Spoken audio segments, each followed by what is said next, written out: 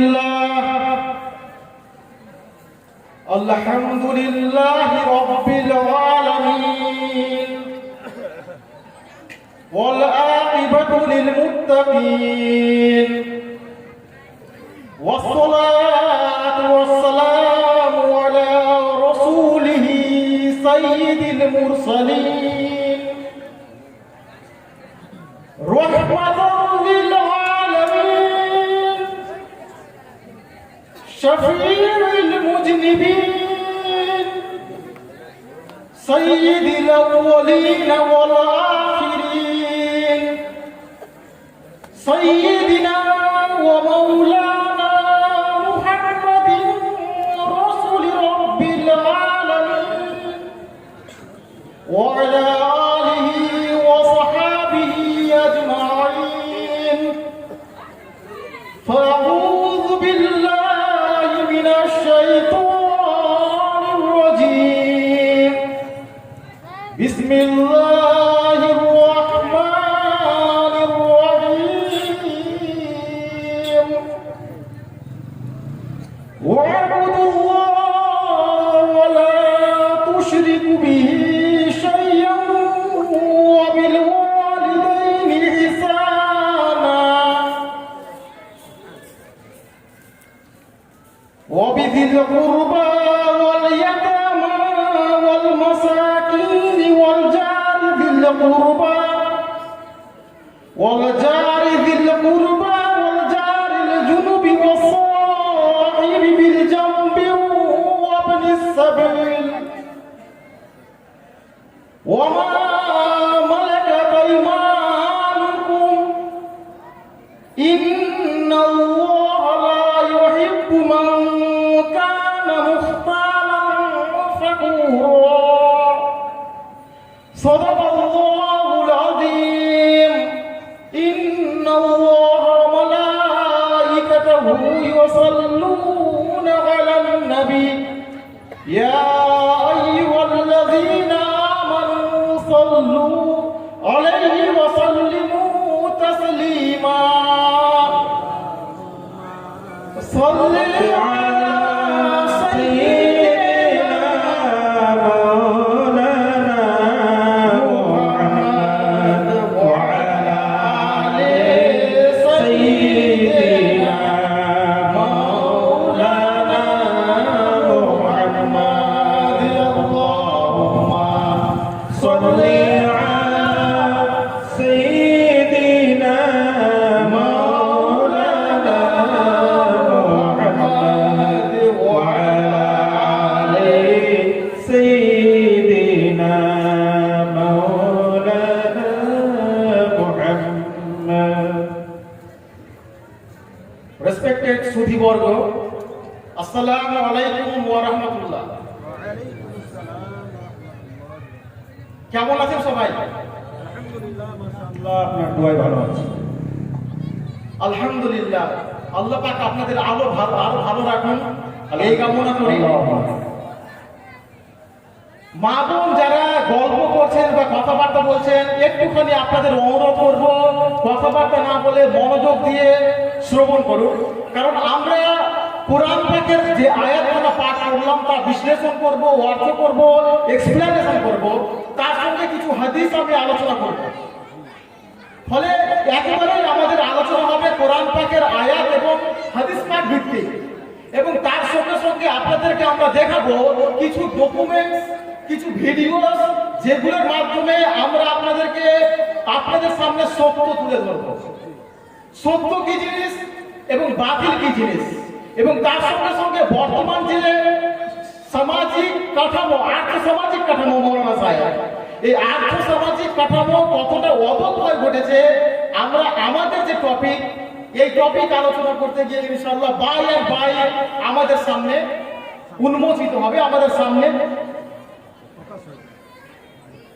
তো সর্বপ্রথম আমি একরাশ ভালোবাসা, শুভেচ্ছা এবং অভিনন্দন জানাচ্ছি এই ধর্মীয় অনুষ্ঠানের যারা আয়োজক তাদেরকে, যে তারা এমন টপিক ভিত্তিক এত অনবদ্য এবং অনুপম একটা অনুষ্ঠানের আয়োজন করেছেন।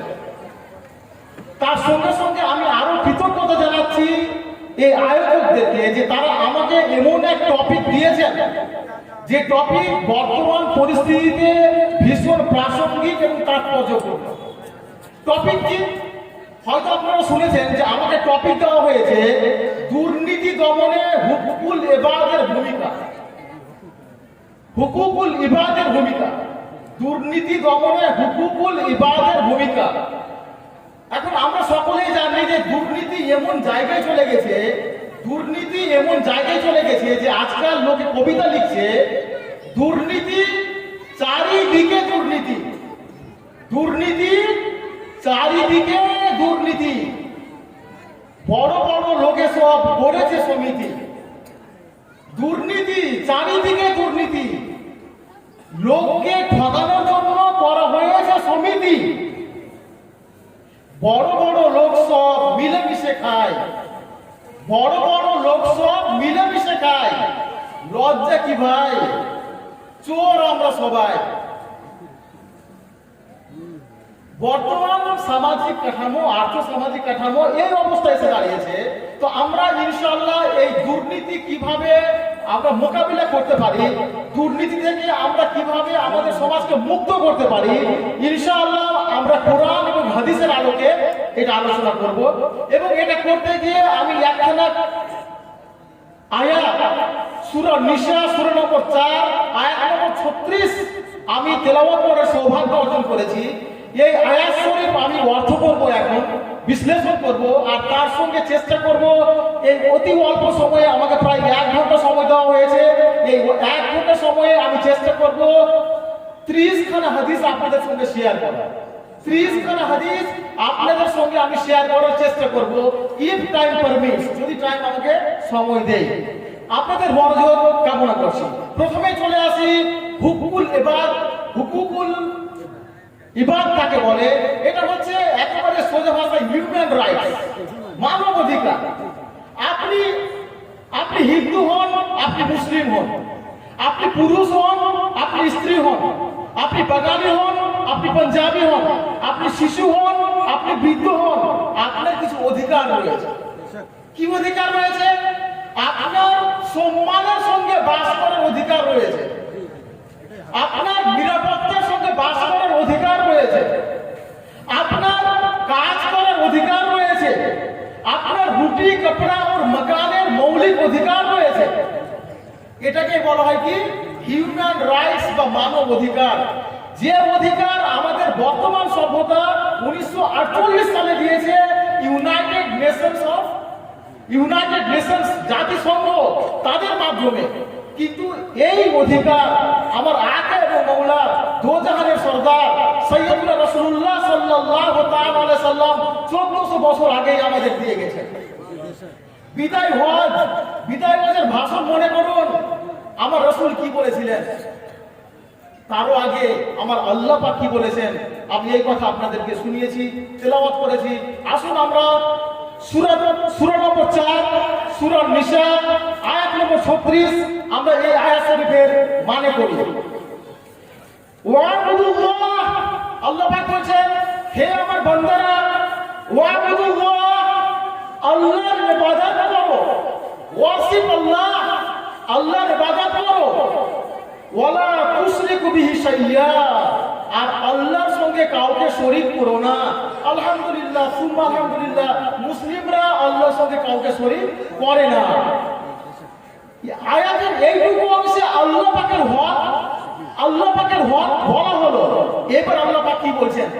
এবার আল্লাহ পাক বলছেন হিউম্যান রাইটস এর কথা। কি বলছেন? ওয়াবিল ওয়ালিদাইনি ইহসানা, তোমার পিতামাতার সঙ্গে সৎ ব্যবহার করো। Do good to your parents, তোমার পিতামাতার সঙ্গে সৎ ব্যবহার করো। আর কার সঙ্গে? ওয়াবিল কুরবা, আর তোমার আত্মীয় স্বজনের সঙ্গে সৎ ব্যবহার করো। ওয়াল ইয়াতামা, আর ইয়াতীমদের সঙ্গে সৎ ব্যবহার করো। ইয়াতীমদের সঙ্গে সৎ ব্যবহার বর্তমান জামানায়, বর্তমান সভ্যতায় কি অবস্থায় এসছে? আমাদেরকে এতিম খানা, এতিম শালা আমাদের গড়ে তুলতে হচ্ছে। যারা সোশ্যাল মিডিয়ার সঙ্গে সম্পর্ক রাখেন তারা জানেন যে ইয়েমেনে হাজার হাজার শিশু তারা অনাহারে রয়েছে। আমরা কিছু পিকচার আপনাদেরকে দেখাবো যেখানে আল্লাহ পাক আমাদেরকে বলছেন হিউম্যান রাইটস এর কথা, যেখানে রাসূল আমাদের বলছেন হিউম্যান রাইটস এর কথা। সেখানে আমরা দেখবো যে একটা মুসলিম দেশে হাজার হাজার শিশু, হাজার হাজার বৃদ্ধ তারা অনাহারে রয়েছে, কঙ্কাল সার হয়ে গেছে, তাদের কেবল অস্থি দেখা যাচ্ছে, কেবল হাড় দেখা যাচ্ছে, অন্য কিছু আর দেখা যাচ্ছে না। আল্লাহ পাক আরো কি বলছেন? আল্লাহ পাক আরো বলছেন ওয়াল মাসাকিন, আর সব ব্যবহার করো কার সঙ্গে? যারা গরিব, দরিদ্র, নিঃস্ব তাদের সঙ্গে সব ব্যবহার করো। ওয়াল জারি বিল কুরবা ওয়াল জারি জুনুবি ওয়াস সাহিবি বিল জামবি ওয়া ইবনিস সাবিল, আর সব ব্যবহার করো তোমার নিকট প্রতিবেশীর সঙ্গে, সব ব্যবহার করো দূরের প্রতিবেশীর সঙ্গে, সব ব্যবহার করো পথচারীর সঙ্গে, সফরকারীর সঙ্গে, ট্রাভেলারের সঙ্গে। ওমা, এবং তার সঙ্গে সঙ্গে আর কার সঙ্গে সব ব্যবহার করতে হবে?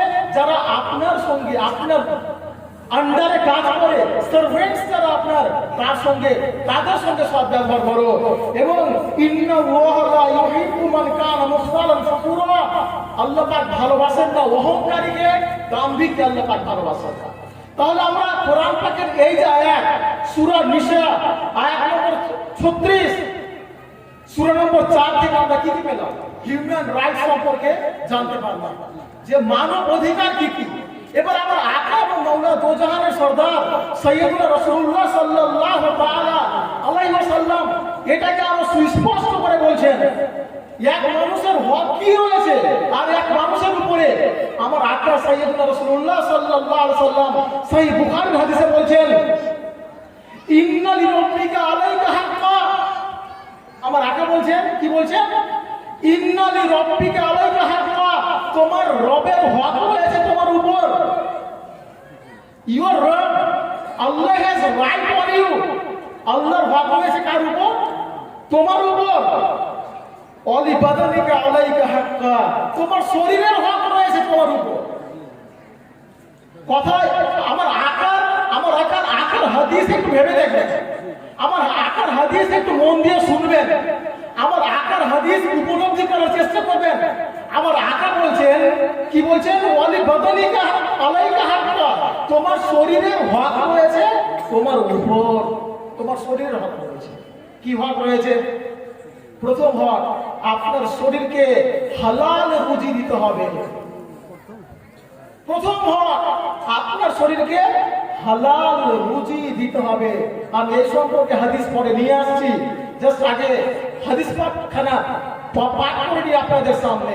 এরপরে আমার আকা বলছেন ওয়ালিজাউজিকা আলাইকা হাক্কা, তোমার স্ত্রীর হক রয়েছে তোমার উপর। মা বোনেরা কথা বলবেন না, একটুখানি শুনুন। বাবা ভাইরা একটুখানি শুনুন। আমার আকা বলছেন তোমার স্ত্রীর হক রয়েছে তোমার উপর। এবার ভেবে দেখুন, বাড়িতে আপনার বোন, আপনার মেয়ে, আপনার স্ত্রী সকাল থেকে রান্না করেছে, ভাত করেছে, সবজি করেছে, ডাল করেছে, সালা করেছে, হয়তো বা মাংস করেছে, সকাল থেকে খাচ্ছে। আপনি খেতে বসলেন, দেখলেন লবণটা বেশি হয়ে গেছে, আপনি দেখলেন লঙ্কাটা একটু বেশি হয়ে গেছে। কি করলেন? You just throw away your food. আপনি আপনার খাবার ছুঁড়ে ফেলে দিলেন। আপনার স্ত্রীর হক আদায় করা হলো? আপনার স্ত্রীর হক আদায় করা হলো? আল্লাহ পাক কি বলেননি যে আপনার স্ত্রী আপনার পোশাক? আল্লাহ পাক কি বলেননি আপনি আপনার স্ত্রীর পোশাক? এই হিসাব কবে দিতে হবে? এই হিসাব কিন্তু দিতে হবে, এই হিসাব দিতে হবে। আপনি বা আমি বিয়ে করে নিয়ে এলাম 3,03,786 টাকা দেন মোহরে, নগদ 786 টাকা, ভাগ 3,03,000 টাকা। এবার কখনো আর তার সঙ্গে দেন মোহর নিয়ে গল্প করলাম না, সারা জীবন কাটালাম, ইন্তেকালও করে গেলাম। আপনার স্ত্রীর হক আদায় করলেন? আমার আকা বলছেন, কি বলছেন? ওয়ালিজাউজিকা আলাইকা হাক্কা, তোমার উপর তোমার স্ত্রীর হক রয়েছে। তাহলে কি হক আদায় করলো? দেনমোহর আদায় হলো না, দেনমোহর আদায় হলো না, আপনি তার কাছ থেকে পারমিশন নেননি, মেলামেশা করেছেন, মেলামেশা বৈধ হয়েছে কিনা আমি এটা আলোচনা করছি না। আপনার স্ত্রী রান্না করেছে, লবণ বেশি হয়ে গেছে, খাবার ছুটে ফেলে দিলেন, কোথায় হক গেল? এবার আমার আকা বলছেন ওয়ালি ওয়ালাদিকা আলাইকা হাক্কা, তোমার সন্তানের হক রয়েছে তোমার উপর, তোমার সন্তানের হক রয়েছে তোমার উপর, তোমার সন্তানের হক রয়েছে তোমার উপর। ভাবুন মুসলিম, ভাবুন আপনার মেয়েকে উত্তরাধিকার সূত্রে ও যেটুকু পায় আপনি দেন। আমি অনেক মৌলভী সাহেব দেখেছি, অনেক আলেম দেখেছি, অনেক হাজি দেখেছি, অনেক বড় বড় স্কলার দেখেছি, কিন্তু এই ব্যাপারে ইসলাম যেখানে 1400 বছর আগে নারীকে সম্পত্তির অধিকার দিয়েছে, যেটা আমাদের ভারতবর্ষ দিয়েছে কবে? কিছুদিন আগে, মাত্র 50 বছর আগে। ইংরেজরা দিয়েছে কবে? এই 70-80 বছর আগে। সেখানে আমার আকা দিচ্ছে কখন? 1400 বছর আগে। আমরা দিচ্ছি কি? কোরআন পাকে আল্লাহ পাক বলছেন, কি বলছেন? কোরআন পাকে আল্লাহ তো পরিষ্কার করে বলছেন ইউসিকুমুল্লাহু ফি আওলাদিকুম, ইউসিকুমুল্লাহু ফি আওলাদিকুম লিযাকারি মিসলু হাযিল উনসাইন। সূরা নিসা, সূরা নম্বর 4 আয়াত নম্বর 11। আল্লাহ পাক বলছেন যে আল্লাহ তোমাদের নির্দেশ দিচ্ছেন, কমান্ড করছেন। আল্লাহ পাক কমান্ড করছেন, বলছেন না, শুধু বলছেন না, কমান্ড করছেন। কি কমান্ড করছেন? কমান্ড করছেন যে ছেলেদের অংশ মেয়েদের 2 অংশে সমান। এরপরে আল্লাহ পাক বলছেন, দরুদ শরীফ পাঠ করুন, আল্লাহুম্মা على سيدنا مولانا محمد وعلى آل سيدنا مولانا محمد। আল্লাহ পাক বলছেন তিলকা হুদুদুল্লাহ, এই যে আমি বাউন্ডারি করে দিলাম, মেয়েরা পাবে কয় অংশ? মেয়েরা পাবে 1 অংশ, আর ছেলে পাবে 2 অংশ। আমি এটা হুদুদ করে দিলাম, বাউন্ডারি করে দিলাম। তারপরে বলছেন ওয়ামাই ইউতিল্লাহ ওয়া রাসূলা ইউদখিলহু জান্নাহ, যারা এই কথা মানলো আল্লাহকে আর আল্লাহর রাসূলের, তাদের জন্য কি রয়েছে? জান্নাত। তারপরে বলছেন ওয়ামাই ইয়াসিল্লাহ ওয়া রাসূলা ওয়া ইয়াতাআদ্দু হুদুদা, যারা আল্লাহ এবং আল্লাহর রাসূলের এই কথাকে মানলো না, অমান্য করলো, ইউদখিলহু নারা, তাদের ঠিকানা হচ্ছে জাহান্নাম। এবার বলুন, যারা নিজের সন্তানকে নিজের উত্তরাধিকার দিচ্ছেন না, সম্পত্তির অধিকার দিচ্ছেন না, তাদের ঠিকানা কোথায়? আমি বলবো না, আমি বলবো না। আপনার স্ত্রী তার নিজের বাবার কাছ থেকে সম্পত্তি নিয়ে এলো, আপনি নিজের নামে লিখে নিলেন। আমার বোনের সম্পত্তি আমি ভুলিয়ে ভালিয়ে রেজিস্ট্রি অফিসে নিয়ে নিলাম, আমাকে এর উত্তর দিতে হবে না। এটা আমার আকার ফরমান। আমি আকার হাদিস পড়ছি যে ওয়ালি ওয়ালাদিকা আলাইকা হাক্কা। এরপরে আমার আকা বলছেন ফাআতি কুল্লাযি হাক্কিন হাক্কা, যার যে অধিকার ওই অধিকার তাকে দিয়ে দাও। এই হচ্ছে হিউম্যান রাইটস, মানব অধিকার। আমরা মুসলিমরা বর্তমানে কেন এত খারাপ অবস্থার মধ্যে রয়েছে? আমরা তো ভুলে গেছি না, আমার আকাকে ভুলে গেছি, আমরা আকার সুন্নাত থেকে দূরে সরে গেছি। আমরা ইশকে রাসূলের কথা বলছি, কিন্তু মুখে মাসলাকে আলা হযরত জিন্দাবাদ। আমার আলা হযরত তো ১৫০০ বই লিখেছেন, আমরা আলা হযরতে ১.৫ বই পড়িনি। আমার আলা হযরত ১৫০০ বই লিখলেন, আমরা আলা হযরতের ১.৫ বইও পড়লাম। লাভ কি হলো? লাভ কি হলো? চলে আসি আমরা এই সম্পর্কে পরের হাদিসে। আমার আকা আবারও বলছেন, ফাইন্না দিমাকুম ওয়া আমওয়ালাকুম ওয়া আরাদাকুম আলাইকুম হারাম। যে তোমাদের রক্ত, তোমাদের মাল সম্পদ, তোমাদের মান সম্মান একে অপরের জন্য হারাম। অর্থাৎ আমরা একজন মুসলিম, আমরা কি করতে পারবো না? আমরা অন্যের হক মারতে পারবো না, আমরা অন্যের রক্ত নিয়ে হোলি খেলতে পারবো না। কিন্তু তালেবান কাদের নাম নিয়ে কাজ করছে? আল কায়দা কাদের নাম নিয়ে কাজ করছে? আইএস কাদের নাম নিয়ে কাজ করছে? এরা কখনো মুসলিম হতে পারে না। যারা মুসলিমদের রক্ত নিয়ে খেলে তারা কখনো মুসলিম হতে পারে না। যেখানে আমার আকা পরিষ্কার করে বলছেন যে ফাইন্না দিমাকুম, তোমাদের জন্য পারস্পরিক রক্ত আর কি মাল সম্পদ, আমওয়ালাকুম ওয়া আরাদাকুম, তোমাদের সম্মান কি আলাইকুম হারাম, তোমাদের জন্য হারাম করে দাও। আমরা দুইখানা হাদিস পাঠ করলাম কি সম্পর্কে? হিউম্যান রাইটস, মানব অধিকার। চলে আসি আমরা ৩ নম্বর হাদিসে। আচ্ছা দাদা, এখানে একটা কথা বলবো। আমি আমার স্ত্রীর হক আদায় করলাম, কি হবে? শাস্তি কি হবে? জাহান্নাম যেতে হবে। কিন্তু আল্লাহ পাক যে শাস্তি দিবেন আমাকে দিতে হবে। আমি আমার সন্তানের হক আদায় করলাম, কি করতে হবে? আল্লাহ পাকে শাস্তি পেতে হবে। যদি কেউ আমার আকার হক নষ্ট করে, যদি কেউ আমার আকার হক নষ্ট করে, তাহলে ওর কি অবস্থা হবে? কি হবে অবস্থা? কি হবে? কেউ যদি আমার আকার সাহাবায়ে কেরামের হক নষ্ট করে, তার অবস্থা কি হবে? যদি কেউ কোনো ওলি আল্লাহর হক নষ্ট করে, তাহলে তার কি অবস্থা হবে?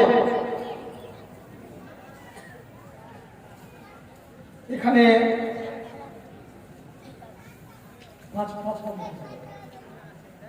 দেখুন, একজন বলছে যে কিয়ামতের দিন আমার নবী ফ্যাল ফ্যাল করে থাকে। যখন নেকি আর বদি যখন মাপা হবে, তখন কি হবে? আমার নবী ফ্যাল ফ্যাল করে তাকিয়ে থাকবে, হতাশ হয়ে। নেকির পাল্লা ভারী হয় না, বদির পাল্লা ভারী হয়। নেকির পাল্লা ভারী হয় না, বদির পাল্লা ভারী হয়। আমরা ওদের ভাষণ শুনছি। শুনে নিন এই ভদ্রলোক কি বলছেন, শুনে নিন। যে আমার স্ত্রী এই কথা আমার স্মরণে থাকবে না, আমি বাঁচবো কিনা, আমি বিপদে থাকবো, তুমি যে কে এই কথা আমার ধারণায় থাকবে না। যেখানে মোহাম্মদ সাল্লাল্লাহু আলাইহি সাল্লাম বুঝতে পারবেন না যে আমার স্ত্রী আছে, এক ইনদাল মিজান, যখন মানুষের পাপ এবং নেকি ওজন হবে, ওই সময়তে আমিও ফেল করে চেয়ে থাকবো আমার পাপের পাল্লা ভারী হয় না নেকির পাল্লা ভারী হয়, আমার পাপের পাল্লা ভারী হয় না নেকির পাল্লা ভারী হয়, আমার পাপের পাল্লা ভারী হয় না নেকির পাল্লা ভারী হয়। আমি এই দুশ্চিন্তায় থাকবো। ওই সময়তে যে তুমি আমার স্ত্রী, এই কথা আমার স্মরণে থাকবে না। প্রিয় ভাই বোন, এই কথার উপরে কোনো কথা বলার আমার শোভা দেয়, অথচ আমরা এদের বক্তব্য শুনছি। দরসুল পাঠ করুন। আল্লাহুম্মা সাল্লি আলা সাইয়্যিদিনা মাওলানা মুহাম্মদ ওয়া আলা আলি সাইয়্যিদিনা মাওলানা মুহাম্মদ। আল্লাহুম্মা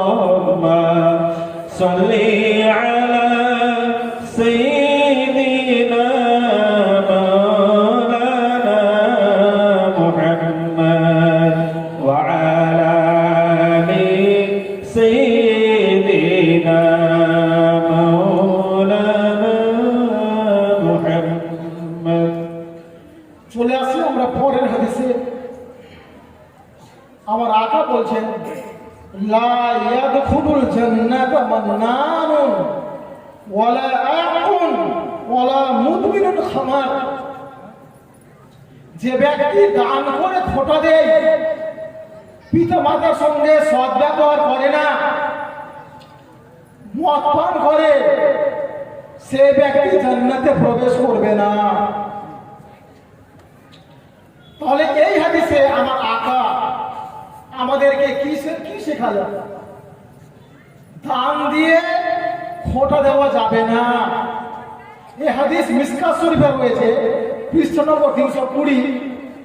পিতা মাতার সঙ্গে সৎ ব্যবহার করতে হবে, এটা আমাদের উসুল, ইসলামের উসুল। আর নেশা তো আমাদের হারাম রয়েছে। আমরা চলে যাই পরের হাদিসে।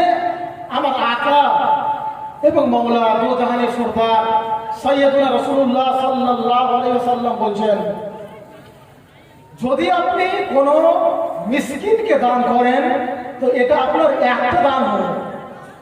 আর যদি আপনি আপনার কোনো গরিব আত্মীয়কে দান করেন, দুটো দান হবে। ফলে আপনাকে প্রিফার করতে হবে, আপনাকে বেশি নজর দিতে হবে কার প্রতি? আপনার যে গরিব আত্মীয় তার প্রতি। পরিষ্কার হাদিস হচ্ছে আর সাদাকাতু ওয়ালাল মিসকিনি সাদাকা। মিসকিনকে দান করলে একখানা সওয়াব, একখানা দান। ওয়াহিয়া আলাযির রাহমি সিনতান। আর নিজের দরিদ্র আত্মীয়কে দিলে দুটো দান। দুটো কি কি? সাদাকা, একটা হচ্ছে সদকা করা, আর একটা হচ্ছে সিলা, সিলা উপকার করা। কিন্তু আমরা কি করি? আমরা যারা যারা ফকির ওদেরকে দেওয়া বেশি পছন্দ করি। আর আমার মনে হয়েছে যে আমরা বোধহয় আমাদের যারা দরিদ্র আত্মীয় স্বজন তাদের জন্য আমরা এক ধরনের হিংসা আমাদের মনের মধ্যে পোষণ করি। ফলে আমরা ওদেরকে খুব একটা দিতে চাই না। কিন্তু মাথায় রাখবেন যে এখানে বেশি লাভ আছে। এটা আমার আকার ও ম্যান। চলে আসে আমরা পরের হাদিসে। আজকাল এমন হয়েছে যে আমরা ভুলে গেছি যে আমাদের দিল কঠোর হয়ে গেছে। আমরা ভুলে গেছি আমাদের দিল কঠোর, আমাদের দিল মরে গেছে, আমাদের দিল বেঁচে নেই, আমাদের দিল বেঁচে নেই। কিন্তু আমরা বুঝতে পারছি না। সাহাবায়ে কেরামকে বুঝতে পারতেন। তো একজন সাহাবী জিজ্ঞাসা করছেন, রাজুলান শাকা ইলা নবী সাল্লাল্লাহু আলাইহি ওয়াসাল্লাম। একজন লোক অভিযোগ করছেন আমার আকার কাছে, কসমতা কলবি, যে তার হৃদয় কি হয়েছে? কঠিন হয়ে গেছে। তো আমার আকা বললেন, ইমসাহ ওয়াসাল ইয়াতিম, ইয়াতিমের মাথায় হাত বুলাও, ওয়া আতিমিল মিসকিন, আর মিসকিনদেরকে খাওয়াও। এজন্য দেখবেন যে যারা ওলি আল্লাহ, শেখ মঈনুদ্দিন চিশতি রহমাতুল্লাহ আলাইহি বলুন, আর আমাদের সিরাজউদ্দিন আকির রাহিমাহুল্লাহ বলুন, ওনারা কি করেছেন সারা জীবন? মুবাল্লিগের কাজ তো করেছেন। শেখ মঈনুদ্দিন চিশতি তো 90 লক্ষ অমুসলিমকে মুসলিম করেছেন। 90 লক্ষ। আমি সংখ্যাটা কথা বললাম, 1000 বলিনি, 2000 বলিনি, 50,000 বলিনি, 1 লক্ষ বলিনি, 2 লক্ষ বলিনি, 90 লক্ষ। তখন ভারতে কত লোক ছিল? তার মধ্যে 90 লক্ষ লোককে মুসলিম করেছিলেন।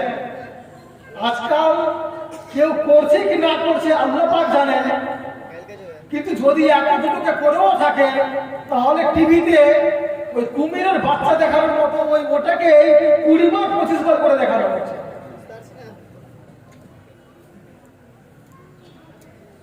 আমি তো এই পর্যন্ত দেখিনি যে ভারত মানে আমাদের পশ্চিমবঙ্গে এরকম কেউ মুসলিম হয়েছে কোন টিভি ব্যক্তিত্বের কাছে।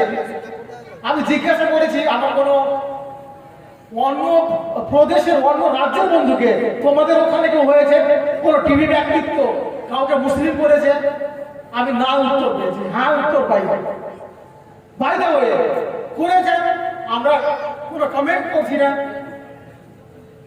চলে আসি আমরা পরের হাদিসে। এই হাদিসখানা আমার আকার তো সব হাদিসই মূল্যবান, একই রকম মূল্যবান।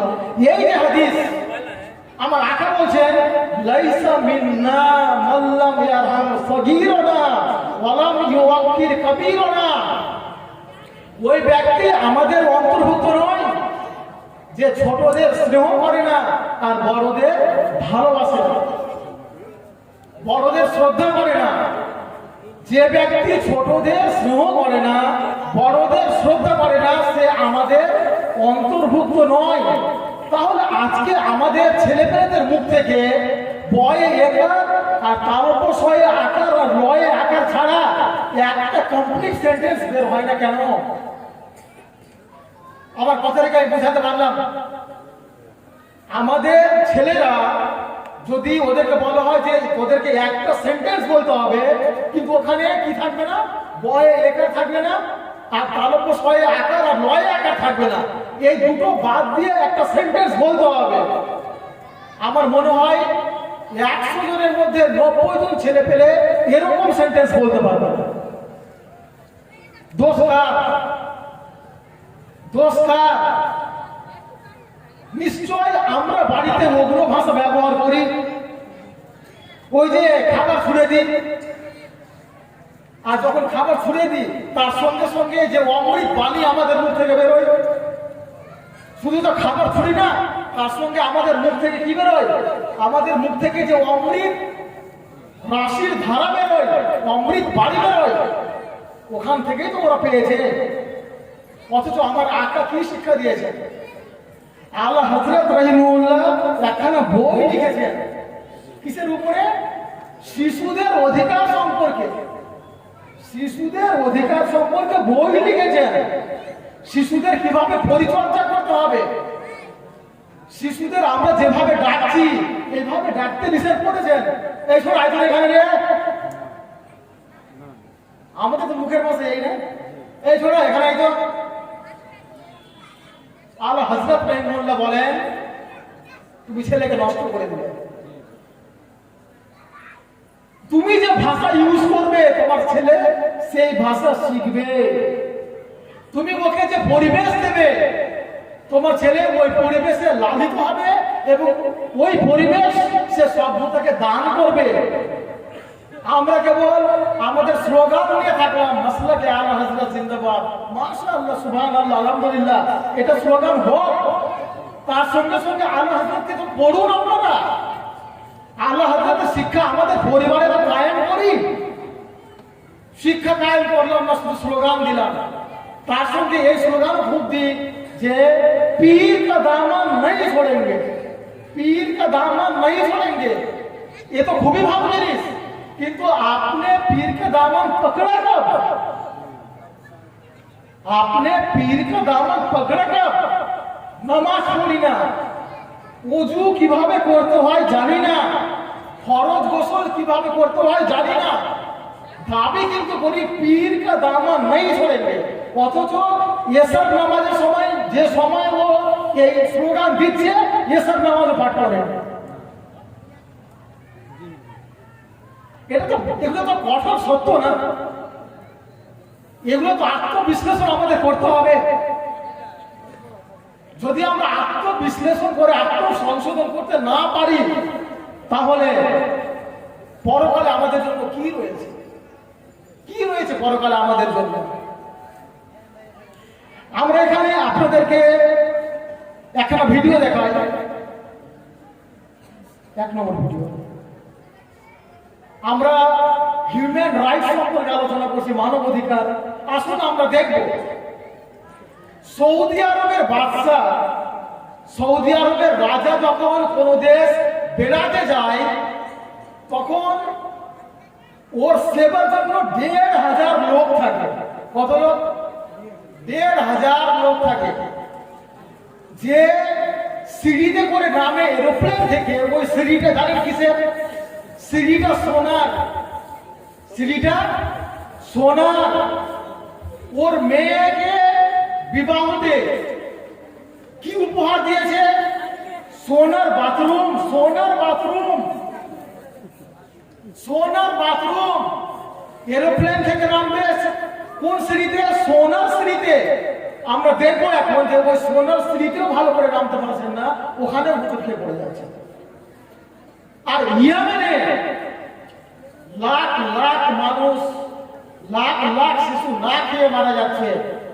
মুসলিম দেশ, একদিকে অর্থের গঙ্গা বইছে, অর্থের আমাজন নদী প্রবাহিত হচ্ছে, আর অন্যদিকে আমার ছেলেরা, আমার মেয়েরা, আমাদের ভাইরা, আমাদের বোনরা না খেয়ে মরছে। দেখুন আপনারা ইয়েমেনের চিত্র দেখুন, যে ইয়েমেনে আমাদের ছেলে মেয়েরা কোন অবস্থা রয়েছে, ওদের শারীরিক অবস্থা। Yemen is the children who suffer most. Wherever you go, you can see the human cost of this war. 7-month-old Fatima is weak and severely malnourished. She's one of hundreds in this area alone. Her mother Sarah tells me she won't stop crying. It আমার breaks my আকা এবং মওলা কি এই human রাইটসের কথা বলেছিলেন, এই human রাইটসের কথা বলেছিলেন। এবার তার বিপরীতে আর একটা ছবি দেখুন, 3 নম্বর, যেখানে আমরা দেখব সৌদির রাজা, যে যখন লোকের সঙ্গে দেখা হয় তখন কিতাবুল্লাহ রাসূলুল্লাহ, কিতাবুল্লাহ রাসূলুল্লাহ ছাড়া কোনো নারা পাওয়া যায় না। আর যখন জর্জ বুশের সঙ্গে থাকে তখন হাতে কি থাকে? হাতে ড্রিঙ্ক থাকে, হাতে ড্রিঙ্ক থাকে।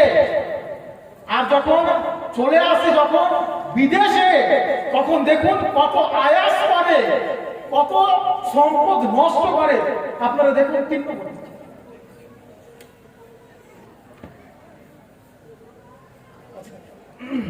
তিন নম্বর আপনাদের দেখাতে পারলাম না, টেকনিক্যাল কারণে ওই ভিডিও চলছে না। তো বাই দ্য ওয়ে, এখানে আপনাদের আমি আর একখানা ডকুমেন্ট আপনাদের দেখিয়ে দিই, যে আমরা তো যখন মাশাআল্লাহ মিলাদুন নবী উদযাপন করি, তখন কারো কারো মুখ বাংলা 5-এর মতো হয়ে যায়, যে এগুলো কোত্থেকে চালু হলো। যেদিন আপনারা জানেন যে সৌদি আরবের নাম কি আসলে সৌদি আরব, আরবের নাম কি সৌদি আরব? সৌদি আরব নামটা কি কোরআনে আছে মৌলানা সাহেব? সৌদি আরব নাম কি হাদিসে আছে? সৌদি কথাটা কোত্থেকে এলো? এই সৌদি নামটাই হচ্ছে বিদআত। কোন দেশের নাম কোন ব্যক্তির নামে রাখা যেতে পারে না। পৃথিবীতে 200-র বেশি দেশ আছে, কোন দেশের নাম কোন ব্যক্তির নামে আছে? আমেরিকার নাম কোন ব্যক্তির নামে আছে? রাশিয়ার নাম কোন ব্যক্তির নামে আছে? ফ্রান্সের নাম কোন ব্যক্তির নামে আছে? আরবের নাম, যে আরব ছিল কার? আমার আকার। ইংরেজরা ওখানে কি করলো? এই রাজাদেরকে বসিয়ে দিল, নাম চেঞ্জ করে দিল। ইবনে সৌদ বলে একজন সন্ত্রাসবাদী ছিল, ওর নামে নাম করলো সৌদি আরব। এখন যেদিন ওরা ক্ষমতায় বসলো, ওই দিনটাকে ওরা কিভাবে উদযাপন করে দেখুন।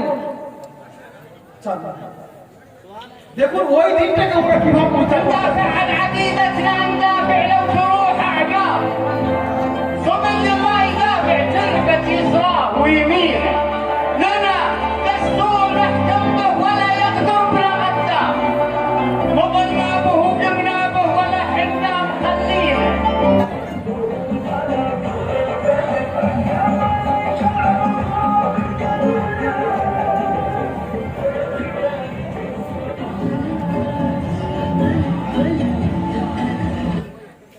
আমি আপনাদের পুরো ভিডিও দেখাতে পারছি না, কারণ এমন দৃশ্য রয়েছে আমি আপনাদের দেখাতে পারবো। ওরাই, ওদের বেতনভুক মৌলবি সাহেবরাই ঈদে মিলাদুন নবীর উপরে ফতোয়া দেয় যে এটা কি হচ্ছে, হারাম কাজ হচ্ছে। আর এই যে আপনারা দেখলেন, এই কাজটা কি হলো? তাওহীদের কাজ হলো। এটা তাওহীদ হয়ে গেল। আল্লাহু আকবার। তো যদি হিউম্যান, আমরা কিন্তু হিউম্যান রাইটসে আছি, আমরা কিন্তু হিউম্যান রাইটসে আছি।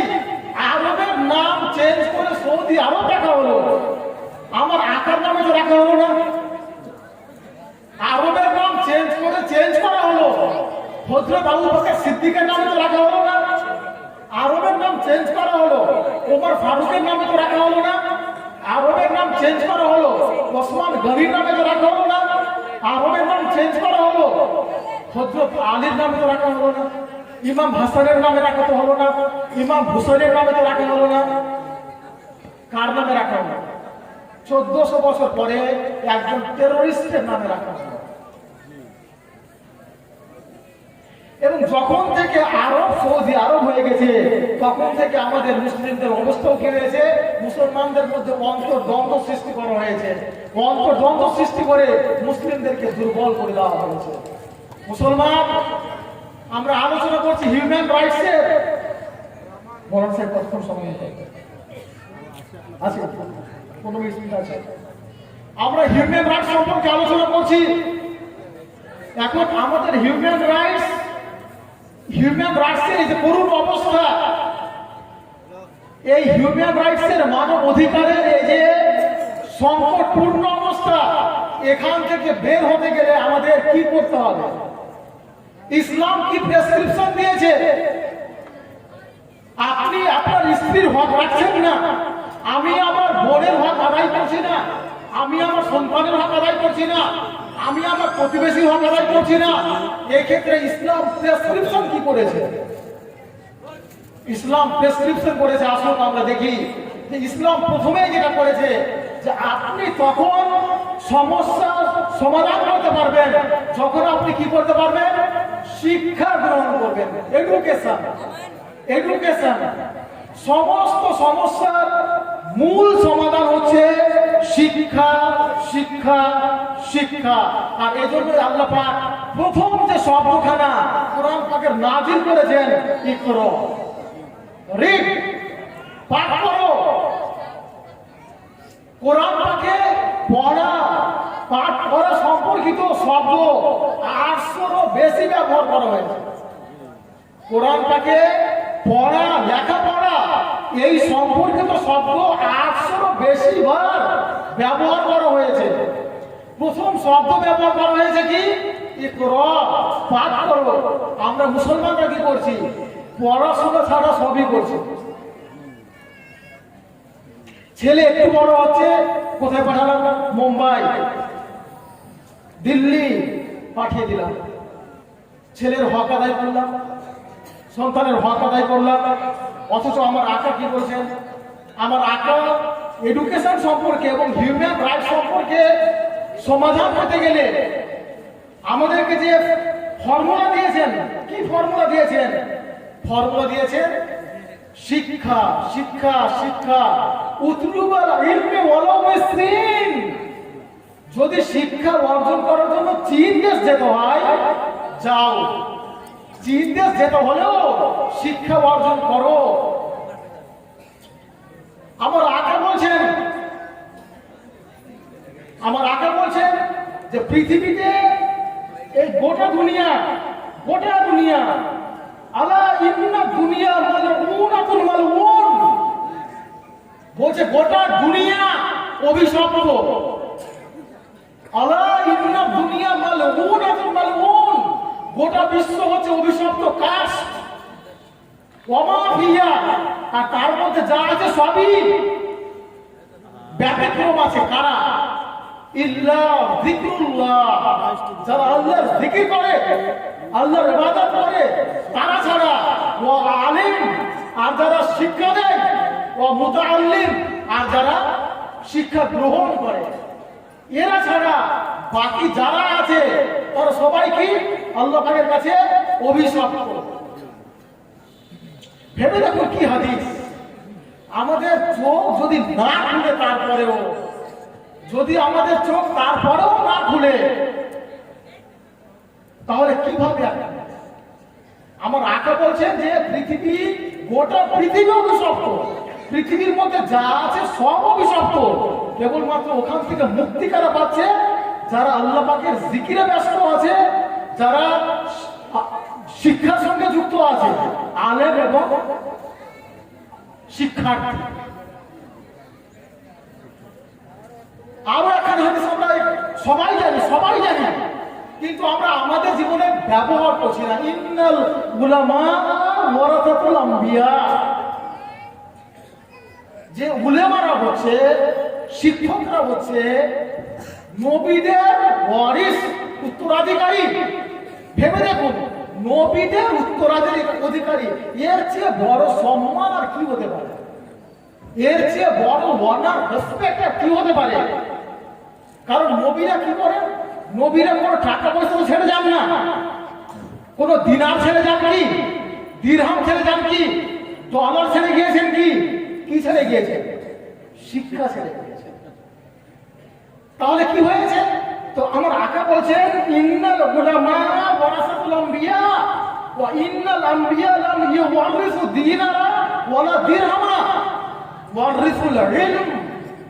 যে নবীগণ না তো দিনার ছেড়ে গেছেন, না তো দিরহাম ছেড়ে গেছেন, তারা কি ছেড়ে গেছেন? শিক্ষা ছেড়ে গেছেন, জ্ঞান ছেড়ে গেছেন। কিন্তু আমরা কি করছি? যদি আপনি বায়োগ্রাফি পাঠ করেন, বায়োগ্রাফি, আমরা যখন এখন একটু চেঞ্জ হয়েছে সিলেবাস, যখন আমরা ছোট ছিলাম তখন আমাদেরকে জীবনী পড়ানো হতো। জীবনী আপনারা হয়তো পড়েছেন জীবনী। আমরা কার জীবনী পড়েছি? বিদ্যাসাগরের জীবনী, বিবেকানন্দের জীবনী, বড় পীর সাহেবের জীবনী, মঈনুদ্দিন চিশতির জীবনী। এখন জীবনী পাঠ করানো হয় না। আমাদের ছেলে মেয়েকে দেখবেন, আমাদের ছেলে মেয়েকে বলো বলিউডে 10 জন নায়কের নাম বলো, 2 সেকেন্ড লাগবে। 10 জন নায়কের নাম বলো, 2 সেকেন্ডও লাগবে না, 1.5 সেকেন্ড লাগবে। 10 জন সাহাবীর নাম বলো, 24 ঘন্টাতে হবে। দোষ কার? দোষ কিন্তু আমাদের, কারণ আমাদের তরবিয়তের অভাব আছে। আমি নিজেই তো জানি না 10 জন সাহাবীর নাম, আমার ছেলে কিভাবে বলবে? ফলে আমরা চলে আসি পরবর্তী হাদিসে। আমার আকরা এবং মৌলা দোজাহানের সরদার সাইয়্যিদুনা রাসূলুল্লাহ সাল্লাল্লাহু তাআলা আলাইহি সাল্লাম বলেন, মান খরাজা ফি তালাবিল ইলম কানা ফি সাবিলিল্লাহি হাত্তা ইয়ারজি। যে ব্যক্তি বিদ্যা অন্বেষণের রাস্তায় বেরোলো, সে যতক্ষণ না ফিরে আসছে ততক্ষণ আল্লাহর রাস্তায় আছে। যে ব্যক্তি বিদ্যা অর্জনের জন্য রাস্তায় বেরোলো, বিদ্যা অর্জনের রাস্তায় বেরোলো, সে যতক্ষণ না ফিরে আসছে ততক্ষণ আল্লাহর পথে আছে। তো যে আল্লাহর পথে আছে, যদি ওই অবস্থায় তার ইন্তেকাল হয় তো সে কি হবে? শহীদ হবে। ভেবে দেখুন, একজন বিদ্বানের, একজন আলেমের কত মর্যাদা ইসলাম দিয়েছে। তারপরেও কিন্তু আমরা শিক্ষা থেকে অনেক দূরে আছি, অনেক দূরে আছি, অনেক দূরে আছি। ফলে আমরা আমাদেরকে যে কোনো সমস্যা থেকে সমাধান পেতে গেলে কি করতে হবে? শিক্ষার সঙ্গে যুক্ত হতে হবে। আমার ছেলে মেয়েকে শিক্ষার সঙ্গে যুক্ত করতে হবে। আর এমন না যে আমার বয়স 60 হয়ে গেছে বা আমার বয়স 50 হয়ে গেছে, আমি আর শিক্ষা গ্রহণ করবো না, এটা কিন্তু মোটেও ঠিক নয়। কারণ হাদিস বলছে, সহিহ বুখারীর হাদিস বলছে, সহিহ বুখারীর হাদিসে বলছে যে قال উমর রাদিয়াল্লাহু তাআলা, হযরত উমর রাদিয়াল্লাহু তাআলা বলছেন, তাফাক্কাহু ক্বাবলা আন তুসাওয়াদু। নেতা হওয়ার আগে আগে জ্ঞান অর্জন করো। মোড়ল হওয়ার আগে আগে জ্ঞান অর্জন করো। সরদার হওয়ার আগে আগে জ্ঞান অর্জন করো। মন্ত্রী হওয়ার আগে জ্ঞান অর্জন করো। শিক্ষক হওয়ার আগে জ্ঞান অর্জন করো। পরিষ্কার হাদিস। এই কথা কে বলছেন? দ্বিতীয় খলিফা উমর ফারুক রাদিয়াল্লাহু তাআলা বলছেন যে তাফাক্কাহু ক্বাবলা আন তুসাওয়াদু, যে দায়িত্ব পাওয়ার আগে, নেতা হওয়ার আগে কি করো? শিক্ষা অর্জন করো, জ্ঞান অর্জন করো। এবং তারপরে ক্বালা আবু উমর, ক্বালা আবু আব্দুল্লাহ, আব্দুল্লাহ বলেন ওয়া বা'দা আন তুসাওয়াদু, শুধুমাত্র নেতা হওয়ার আগেই না, দায়িত্ব পাওয়ার পরেও জ্ঞান অর্জন চালিয়ে যাও। কেন কেন ওয়াকাত তাআল্লামা আসহাবুন নবী সাল্লাল্লাহু আলাইহি ওয়াসাল্লাম, নবী পাকের সাহাবাগণ কি করেছেন? শিক্ষা অর্জন করেছেন। কিবারে সিন্নিহিম, বৃদ্ধ বয়সে ও সাহাবায়ে কেরাম বৃদ্ধ বয়সে ও কি করেছেন? শিক্ষা অর্জন করেছেন। আর আমরা যখন কাউকে বলি একটু বয়স্ক যে কোরআন শরীফটা শুদ্ধ করে পড়তে শিখুন, আমার বেটাকে পাঠিয়ে দিন। বলা হচ্ছে ওকে যে ইমাম সাহেব রয়েছেন তার কাছে শিখে নাও, আমার বেটাকে পাঠিয়ে দেবো মক্কা। ভেবে দেখে তাহলে আল্লাহ পাক কোরআন শরীফ কি জন্য পাঠালেন? আল্লাহ পাক কোরআন শরীফ কি জন্য পাঠালেন? আজকাল তো এমনও হয়েছে যে আমরা কোরআন শরীফ মোটামুটি 3 সময়ে বের করি। কথাটা শুনতে একটু শক্ত লাগবে, কিন্তু কেউ কিছু মনে করবেন না, কারণ এটা বাস্তব হয়ে গেছে। 3 সময়ে কখন বের করি? যখন প্রচন্ড ঝগড়া লেগেছে দুই প্রতিবেশীর মধ্যে, তো কোরআন শরীফ লিয়ে কিনে খেতে হবে। এটা হচ্ছে 1 নম্বর। 2 নম্বর কি? বাড়িতে কেউ মরে গেছে, বাড়িতে কেউ মরে গেছে, তখন কোরআন শরীফ বের করো। নিজে পড়বো না, বলবে সাহেব নিয়ে এসো। আমি কিন্তু এটাকে বিরোধিতা করছি না। কেউ ইন্তেকাল করেছে, কোরআন খানি করা, কোরআন খতম করানো, ইসালে সওয়াব করা, সব পারমিসিবল, বৈধ এবং মুস্তাহাব কাজ, সওয়াবের কাজ। কিন্তু আপনার বাড়িতে কোরআন শরীফ তো আছে, এমন কোন মুসলিম পরিবার নেই যে কোরআন শরীফ নেই। কিন্তু কোরআন শরীফ সুন্দরভাবে খুব ভালো করে ওটাকে কাভার দিয়ে যত্ন করে, শুধু তার মধ্যে না, আবার একটা আলমারির মধ্যে রেখে দেওয়া হয়েছে। সারা বছর কোরআন পাক ওই অবস্থায় থাকলো। কোরআন পাক কিয়ামতের দিন কিন্তু আপনার এগেইনস্টে অভিযোগ করবে যে আল্লাহ আমার হক আদায় করে। বাবা মারা গেল, ডেকে নিলাম মৌলভী সাহেবকে, পয়সা দিয়ে দিলাম, ভাবলাম দায়িত্ব শেষ। না ভাই, দায়িত্ব শেষ হলো না, দায়িত্ব শেষ হলো না। আপনি আপনার বাবার জন্য যেভাবে, যে আন্তরিকভাবে পড়তেন আর কাঁদতেন, দোয়া করতেন, আপনি কখনো ওটা অন্য কাউকে দিয়ে ওই কাজটা হবে না। আপনার হৃদয় যত কাঁদত, আমি কিন্তু আবারও বলছি, মৌলভী সাহেবকে নিয়ে এসে কোরআন খানি করা বৈধ, বৈধ, বৈধ। যারা এটাকে নিষেধ করে, বাড়াবাড়ি করে, প্রচন্ড অন্যায় করে, কিন্তু আমি কোরআন শরীফ পড়ার চেষ্টাই করলাম না, কখনো শিখবার চেষ্টাই করলাম না। আমরা শুধু ভেবে নিলাম এটা শুধু মৌলভী সাহেবদের কাজ। খ্রিস্টানদের পুরোহিত আছে, প্রিস্ট রয়েছে, পোপ রয়েছে, বিশপ রয়েছে। ইসলামে এরকম কোন কি পদ রয়েছে যে শুধুমাত্র নামাজ এই মৌলভী সাহেবই পড়াবে?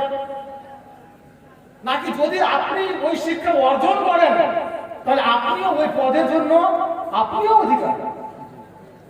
যদি আপনি এরকম পরহেজগার হন, মুত্তাকি হন, আপনারও অধিকার রয়েছে। তাহলে আমরা সারা জীবন কেন শুধুমাত্র সংসারের পিছনেই ছুটে যাচ্ছি? আমরা কি ভাবছি যে আমাদের মৃত্যু হবে না? আমরা কি এটা ভাবছি? আমরা কি পড়িনি তুমি যত বড়ই হও তুমি মৃত্যুর চেয়ে বড় নও? মৃত্যু তোমার আসবে। মৃত্যুকে তুমি যতই চেষ্টা করো, তুমি হতে পারো ডোনাল্ড ট্রাম্পের চেয়ে তুমি শক্তিশালী হতে পারো, তুমি পৃথিবীর সবচেয়ে বড় ডাক্তার হতে পারো, তুমি পৃথিবীর সবচেয়ে বড় ডন হতে পারো, তুমি নিজের চারপাশে এভারসিয়াস 100 ডাক্তারকে রেখে দিতে পারো, তুমি 1000 কমান্ডোকে পরমাণু অস্ত্র নিয়ে নিজের চারিদিকে বডিগার্ড হিসাবে রেখে দিতে পারো। এত করেও তুমি মৃত্যুকে ঠেকাতে পারবে না।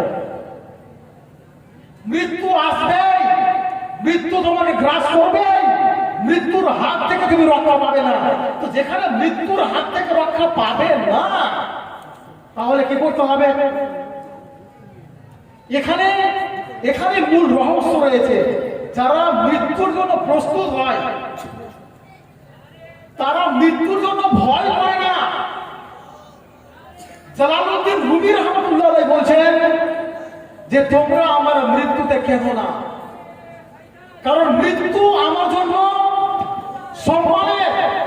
नारे तकबीर, नारे तकबीर, नारे रिसाला, नारे रिसाला, उलमाए अहले सुन्नत, उलमाए अहले सुन्नत, पैगाम-ए मुस्तफा कॉन्फ्रेंस, पैगाम-ए मुस्तफा कॉन्फ्रेंस, नारे तकबीर, नारे रिसाला।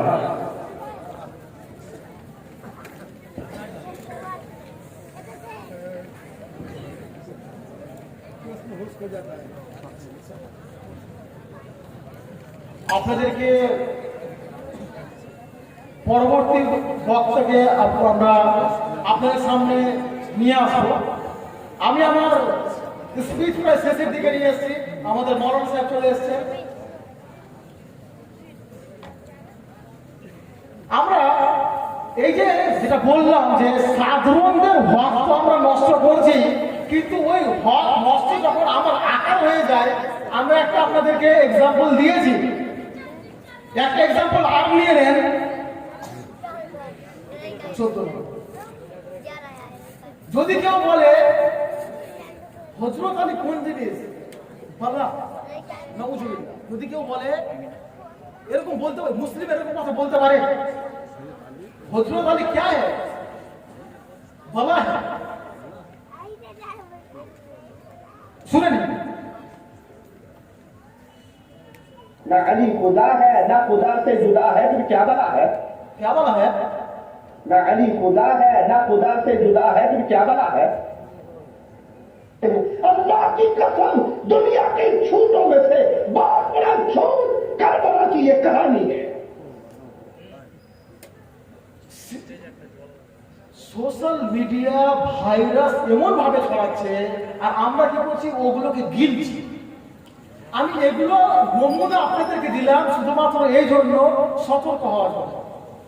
দাড়ি আছে, বড় জুব্বা আছে, মাথায় পাগড়ি আছে, খুব মিষ্টি মিষ্টি কথা বলতে পারে, কথা বলার ক্ষমতা আলহামদুলিল্লাহ, মাশাআল্লাহ, সুবহানাল্লাহ, আল্লাহু আকবার, কথা বলার ক্ষমতা চিনির চেয়েও মিষ্টি। কিন্তু কিন্তু এই যে 100খানা ভালো কথা বলবে, একখানা এমন ভাইরাস ওর মধ্যে ঢুকিয়ে দিবে, আপনার ঈমান নষ্ট করে দেবে। যেমন করে ওই যে একজন বললো না, ফেল ফেল করে তাকিয়ে থাকবে।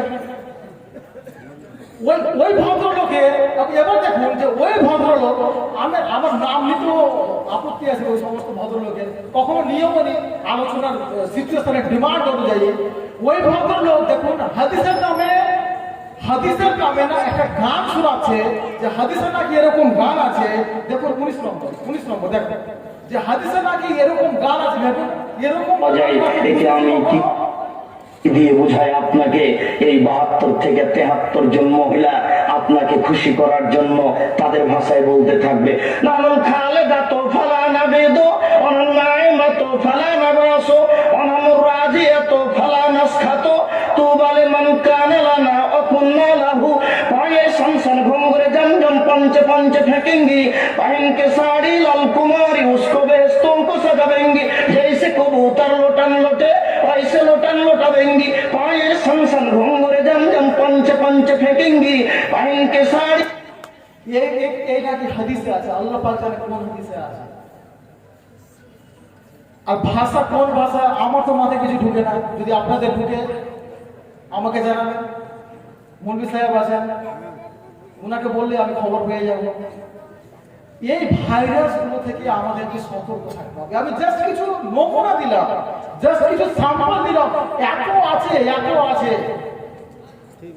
B careful, be selective. ওমা আলাইনা ইল্লাল বালাগ। আমার জন্য দোয়া করবেন। কথা বলার মাধ্যমে কোনো প্রকার ভুল ত্রুটি হয়ে থাকলে আল্লাহ পাকের নিকট ক্ষমা চাইছি। তওবা করছি, আল্লাহ পাক আপনাদের সকলকে ভালো রাখুন, মুসলিম উম্মাহকে আল্লাহ পাক ভালো রাখুন, মুসলিম উম্মাহকে সমস্ত রকম ফিতনা থেকে, সমস্ত রকম বালা থেকে, সমস্ত রকম অত্যাচার নিপীড়ন থেকে আল্লাহ পাক মাহফুজ রাখুন। আসসালামু আলাইকুম ওয়া রাহমাতুল্লাহ।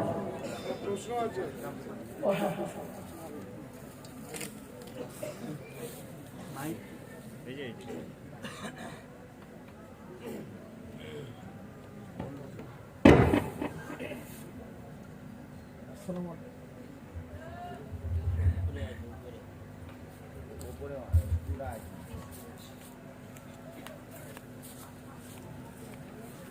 আলাইকুম।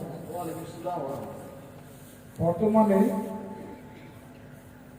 সমাজে দেখা যাচ্ছে, বিশেষ করে মুসলিম সমাজে পরপর 2খানা 3খানা বা 4খানা কন্যা সন্তান হওয়ার জন্য স্ত্রীদেরকে তালাক দিয়ে দেওয়া হচ্ছে, 3 তালাক। এবং বর্তমানে ভয়ঙ্কর আকার নিয়েছে। গত পরশুদিন মালদা জেলার শোভানগরে পরপর 3 সন্তান হওয়ার জন্য নিজের স্ত্রীর উপর বল্লম দিয়ে, খোঁচা দিয়ে, শাবল দিয়ে আঘাত করে 3য় সন্তান, কন্যা সন্তান জন্ম দেওয়ার দিনই তাকে হত্যা করেছে, এবং মুসলিম পরিবারে। বিজ্ঞান বলে কন্যা সন্তান বা পুরুষ সন্তান হওয়ার জন্য সম্পূর্ণরূপে বাবা দায়ী, কোন অংশে মা দায়ী নয়। অথচ কুসংস্কারে পড়ে যে কোনো সমাজ ব্যবস্থায় শুধু মায়েদেরকে দায়ী করে হয় তাদেরকে বিবাহ বিচ্ছেদ করে, কিংবা তাদেরকে আগুনে পুড়িয়ে মারছে। আমি চাই আমার শরিয়ত, কোরআন, হাদিস এই সম্বন্ধে কি বলে। ভাইজান যে প্রশ্নখানা করলেন, আলহামদুলিল্লাহ, এত মূল্যবান প্রশ্ন, এত মূল্যবান প্রশ্ন। আমি ভাইজানকে অত্যন্ত ধন্যবাদ জানাচ্ছি এবং কৃতজ্ঞতা জানাচ্ছি এই প্রশ্ন করার জন্য, যে এটার মাধ্যমে আরো সবাই এর উত্তরটা জানতে পারবেন এবং এটার আরো ব্যাপক প্রচার হওয়া প্রয়োজন আছে।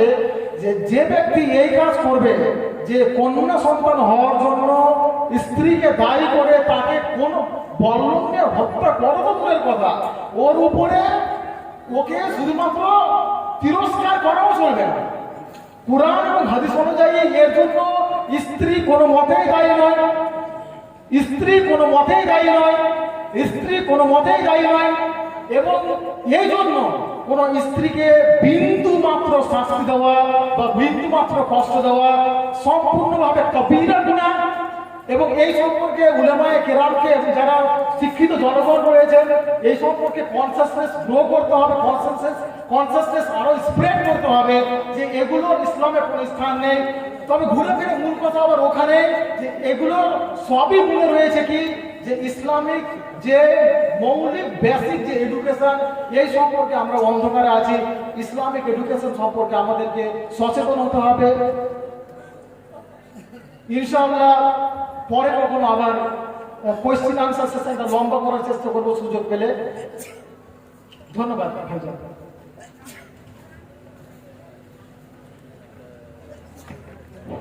ব্রাদার ইসলাম, মাশাআল্লাহ, আলহামদুলিল্লাহ, আমরা হিউম্যান রাইটস, মানবাধিকার এ সম্পর্কে কোরআন হাদিস সম্বলিত অনেক তথ্য শুনলাম, আমাদের জানা হলো।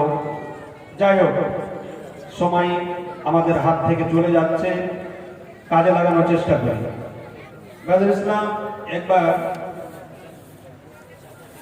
গতকাল আমাদের কুইজ প্রতিযোগিতা, ইসলামিক প্রতিযোগিতা হয়েছিল। যারা বিভিন্ন স্থান অধিকার করেছিলেন তাদেরকে পুরস্কৃত করা হয়েছে, কিন্তু আমাদের যারা বিচারক মণ্ডলী ছিলেন তাদেরকেও আমাদের কমিটির তরফ থেকে এনাম দেওয়া হবে। ফলে আমি আমাদের আজিজে মিল্লাতের হাতে